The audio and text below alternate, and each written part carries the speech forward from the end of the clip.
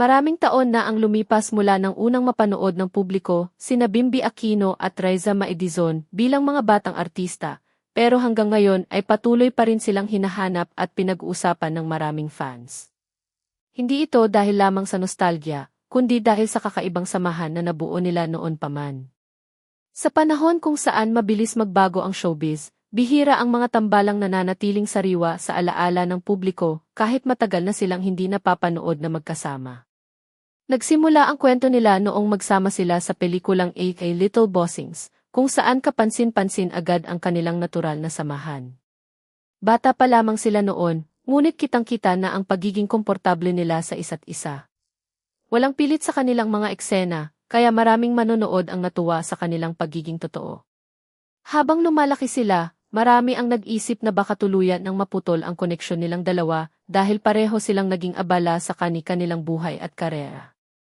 Ngunit makalipas ang mahigit isang dekada, muling nagtagpo ang kanilang landas sa Eat Bulaga sa espesyal na pagdiriwang ng kaarawan ni Raisa Maedizon.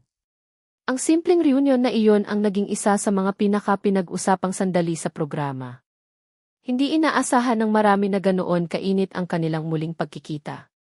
Agad na bumalik ang mga alaala ng mga manonood na lumaki ring nanonood sa kanilang dalawa.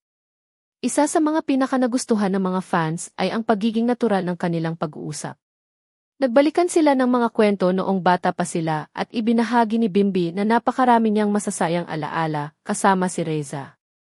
Sinabi rin niyang umaasa siyang maibalik nila ang dati nilang pagkakaibigan matapos ang mga taong nawalan sila ng komunikasyon.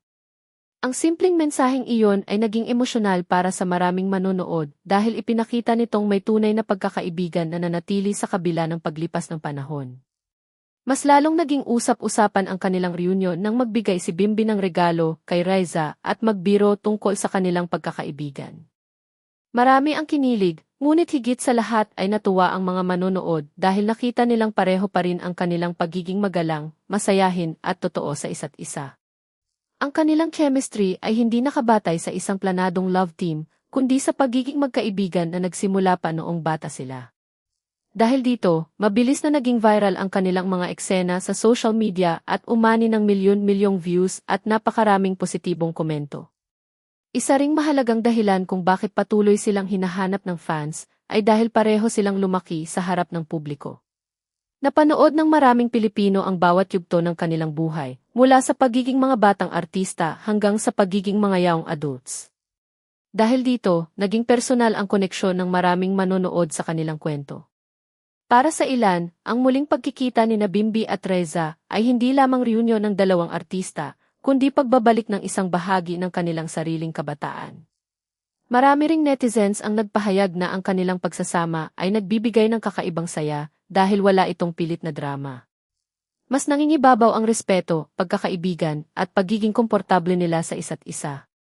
Ito ang dahilan kung bakit patuloy silang sinusuportahan ng publiko. Hindi man alam kung ano ang susunod na kabanata ng kanilang samahan, malinaw na ang kanilang muling pagkikita ay naging isa sa mga pinakamatagumpay at pinakamasayang reunion na napanood ng mga dabarkads nitong mga nakaraang taon.